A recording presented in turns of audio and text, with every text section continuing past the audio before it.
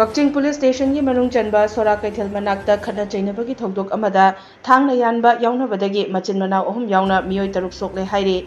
IT news ना थौदोक थोफुमदगी अमदी police तगी फंगबा पाउदा थौदोक असि ngasi निमिदांग वाइरम पुंग 5 मखाइरम तारकपदा थोखिबनी हाइरे थौदोक अदुदा सोकलबा मियोयसिंग अदुदी सोरा चिंग वांगमदगी मकक मयुम अमर चही 19 अपोकपा एमके खांबा लोइनना अमर की मनाउनुपा एमके अकबर चही 13 अमसुंग एमके आसिफ चही 14 नि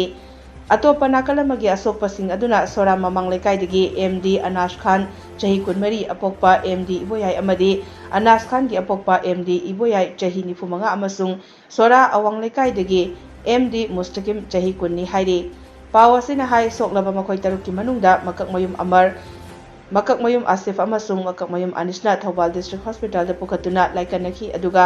एमडी अनास खान एमडी इबोयाई अमसुंग एमडी मुस्तकिमना कक्चिंग लमदोंग दा लेबा जीवन हॉस्पिटल दा लाइकनखी अदुमकपु मखोयगी असोकपसिंग अदुना मरम ओइरगा मखोय तरुकमक इम्फाल की तोंगान तोंगानबा हॉस्पिटल सिंगदा मखा ताबा लायंगीदमक रिफर तौखरे हाइरे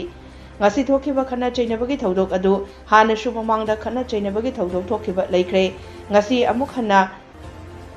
थांगना यानबा यावना खना चैनबगी थौदोक अदु थोखिबनी हाइरे थौदोक अदुगी पाउ ताबदगी कक्चिंग पुलिस की टीम अमा मफम अदुदा चंगसिनदुना मियामगी इरांग अदुसु लाक्सिनख्रे हाइरे।